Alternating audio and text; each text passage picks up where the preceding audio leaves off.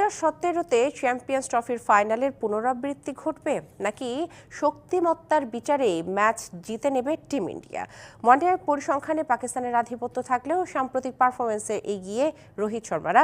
কাল ভারত পাকিস্তান মহারণের আগে জেনে নেওয়া যাক দু দলের পরিসংখ্যানের গল্প। প্রশ্ন এখন একটাই, ভারত নাকি পাকিস্তান? কে জিতবে চ্যাম্পিয়ন্স ট্রফির এই লড়াইয়ে? ভারতের ব্যাটিং নাকি পাকিস্তানের বোলিং? কে বাজিমাত করবে তা নিয়ে চলছে বিস্তর কাটাছেঁড়া।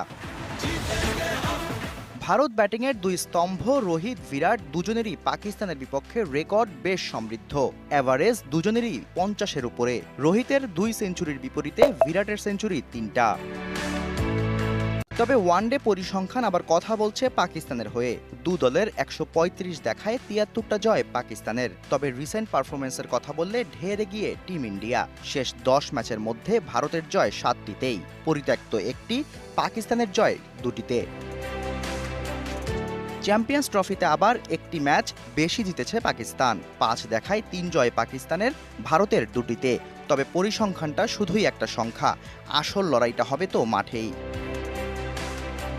পাকিস্তান শেষ ওয়ানডে ম্যাচ জিতেছিল ভারতের বিপক্ষে ওই 2017 চ্যাম্পিয়ন্স ট্রফির ফাইনালে। এরপর যতগুলো ম্যাচই হয়েছে আধিপত্য দেখিয়েছে ভারত। তাই পাকিস্তান হয়তো চাইবে অমন আরেকটা দিন ফেরাতে, আর ভারত তাকিয়ে থাকবে সাম্প্রতিক পরিসংখ্যান আরও এগিয়ে নিতে।